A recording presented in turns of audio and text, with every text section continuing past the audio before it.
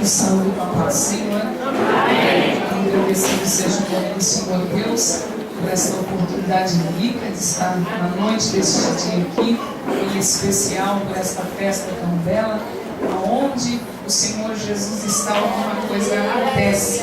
Nós já temos ouvido e visto Deus trabalhar neste lugar, nesta noite, de uma maneira muito especial. Louva a Deus por nos conduzir em paz a este santuário, parabenizar as irmãs pelo segundo ano de vitória que Deus nos concedera.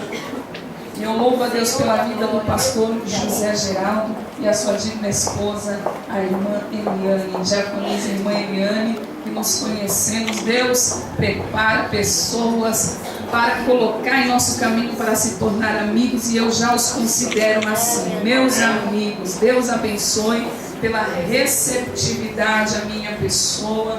Louvo a Deus também pela vida do nosso co-pastor amigo Capão Redondo, pastor presbítero Fabiano, a sua esposa irmã Thaís, a minha amiga particular, pregadora, missionária, irmã Andréia Marcos, também nos acompanha, porque quem tem amigo não morre sozinho, né? Quem tem amigos, aleluia, na hora que precisa, eles estão ali para nos ajudar. Meu esposo não pôde me acompanhar, porque é pastor, sou do Ministério do Belém, setor 14. Meu esposo dirige uma congregação e fica difícil para ele estar me acompanhando em todas as minhas agendas. Mas eu louvo a Deus pela vida deste casal e de minha amiga e de minha filha Evelyn, que nos acompanha nesta noite. Mas sem perda de tempo, louvo a Deus pela vida de cada pastor que está aqui nesta tribuna, pela vida de cada moço, moça, por extensão toda esta igreja amada, em especial este círculo de oração. Eu gostaria que você abrisse a tua Bíblia no livro do Apocalipse, capítulo de número 4.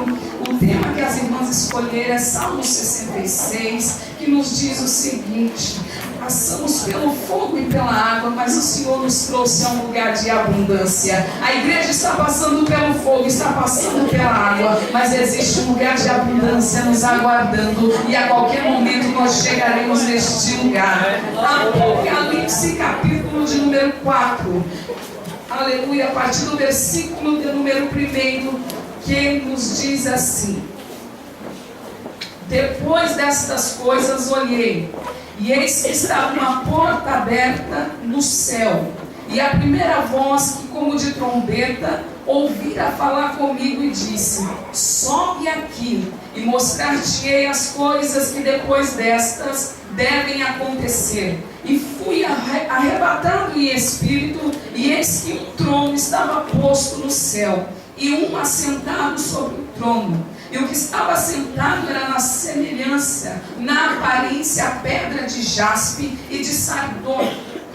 E o arco celeste estava ao redor do trono, e era semelhante à esmeralda. E ao redor do trono havia 24 tronos, e vi assentados sobre os tronos 24 anciãos, vestidos de vestes brancas, e tinham sobre a cabeça coroas de ouro. E do trono saíam relâmpagos e trovões e vozes, e diante do trono ardiam as 7 lâmpadas de fogo, a quais são os 7 Espíritos de Deus. E havia diante do trono um como um mar de vidro, semelhante ao cristal, e no meio do trono e ao redor do trono 4 animais cheios de olhos por diante e por detrás. E o primeiro animal era semelhante a um leão, o segundo animal semelhante a um bezerro, e ao terceiro animal o rosto como de homem, e o quarto animal era semelhante a uma águia voando, e os 4 animais tinham cada um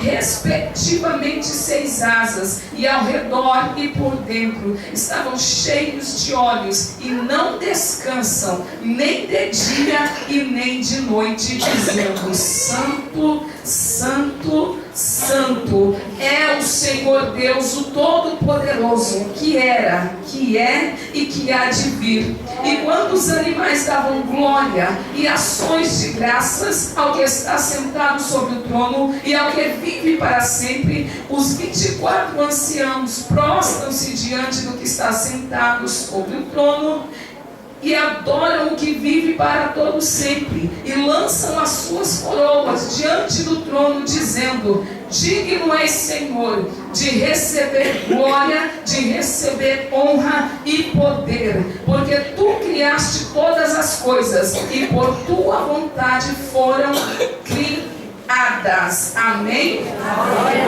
Bendito é o nome do Senhor Jesus Cristo por esta palavra. Nós sabemos que a igreja do Senhor começara, aleluia, com uma força, com uma magnitude muito grande, com poder, porque eles haviam participado de uma reunião solene, a qual mesmo Jesus dissera para eles ficar em Jerusalém até que do alto fossem revestidos de poder. Atos capítulo 2 nos fala do Pentecoste, na descida do querido Espírito Santo, para capacitar aqueles 120 crentes que permaneceram no seu lugar. Desde então a igreja começa a crescer numa proporção muito grande. A igreja começa a romper as barreiras e romper em fé no Filho de Deus. Bendito é o nome do Senhor. Porém, a inveja, aquela multidão começaram a olhar. Os religiosos da época não aceitavam Jesus como Messias. Então começaram uma grande perseguição. Aquela igreja que iniciara com tanto poder, com tanta autoridade, com tanta graça. Perseguição essa que começara no ano de 64, quando Nero agora é o imperador.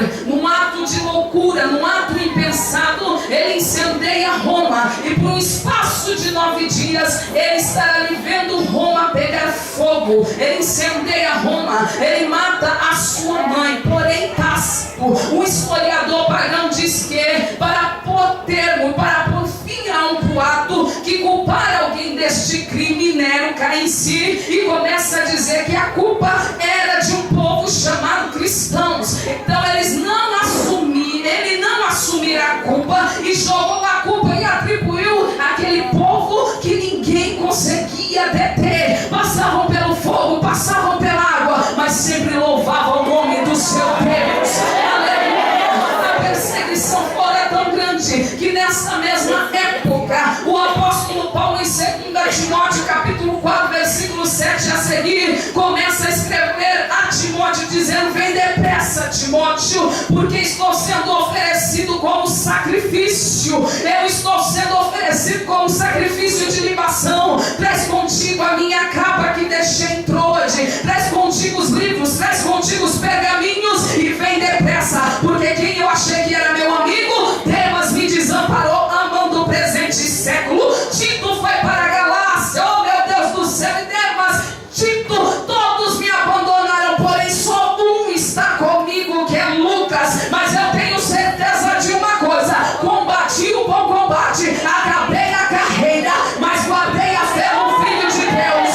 Ou seja, passei pelo fogo, passei pela água, mas vou chegar num lugar de abundância, aonde o meu rei me dará a coroa, e não somente a mim, mas todo aquele que amar a sua vida. Olhe para essa pessoa que está do teu lado e diga: você anseia pela vida de Jesus? Você ama a vida de Jesus? Está preparado para se encontrar com Jesus? Então levanta a tua mão e diga: Maranata, pode vir, Jesus, eu estou te esperando.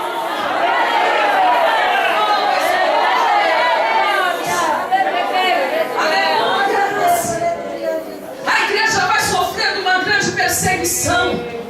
Depois de Nero, levanta-se um imperador por nome Augusto. Este homem é inteligente, este homem é sábio, e nasce no coração dele um projeto, um grande empreendimento. Qual era? O Coliseu Romano. Porém, a morte ceifou a sua vida e não lhe permitiu tirar o projeto do papel para começar aquela magnífica construção. Porém, 7 imperadores passaram pela cadeira de Augusto e ninguém foi capaz de tirar o projeto do papel. Mas o povo não esquecera da promessa de ter um anfiteatro para que as pessoas se reunissem para se alegrar, para participar de festa como um circo ou um grande espetáculo. Então, no segundo ano de Vespasiano, um grande imperador, ele coloca o projeto para andar. Foi necessário 8 anos e 30 mil pessoas para edificar o Coliseu Romano. No ano de 72, ele foi consagrado